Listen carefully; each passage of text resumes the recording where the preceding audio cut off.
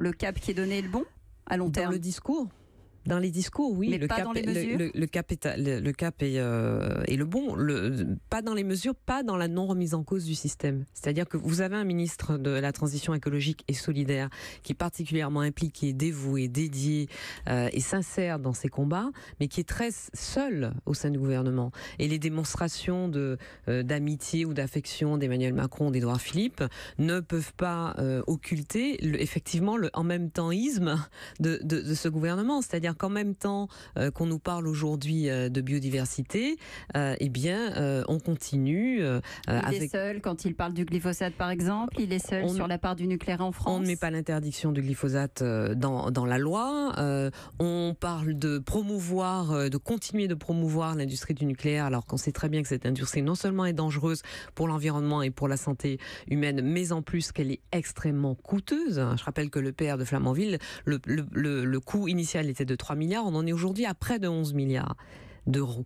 Alors, on a effectivement hier présenté un certain nombre de préconisations pour le gouvernement. La Fondation pour la Nature et l'Homme défend très fortement l'idée d'inscrire au PLF, au projet de loi de finances 2018, l'affectation totale du produit de la taxe carbone à la transition écologique. C'est-à-dire 27 milliards et demi d'euros d'ici la fin du quinquennat. D'ici 2022. Cet argent doit revenir à l'environnement, mais vous savez qu'en pratique, aujourd'hui, ça n'est pas possible. Alors, en pratique, en théorie, je dirais, effectivement, on n'affecte pas le produit d'une taxe. Sauf que dans la réalité, ça se fait. Ça se fait tellement que cette taxe carbone qui a été mise en place en 2014, donc sous le quinquennat précédent, le produit de la taxe carbone en 2014 a été, après un accord entre partis politiques représentés à l'Assemblée nationale et au Sénat, a été entièrement dévolu au financement du CICE. Vous savez, le crédit d'impôt compétitivité emploi. En 2016, les 2 ou 3 milliards d'euros supplémentaires de recettes ont été dévolus aux énergies renouvelables.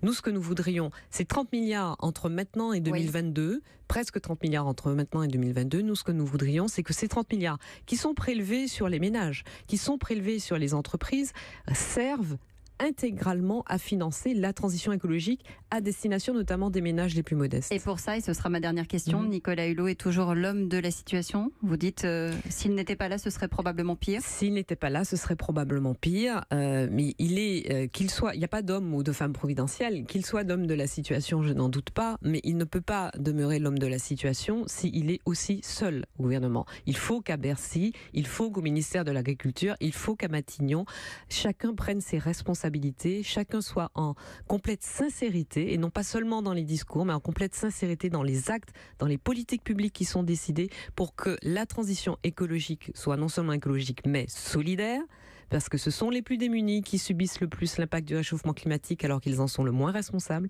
Et il faut que les politiques publiques soient un peu plus cohérentes, qu'on arrête de faire en même temps dans les discours de la transition écologique et dans les faits de la perpétuation du vieux système basé sur les énergies fossiles.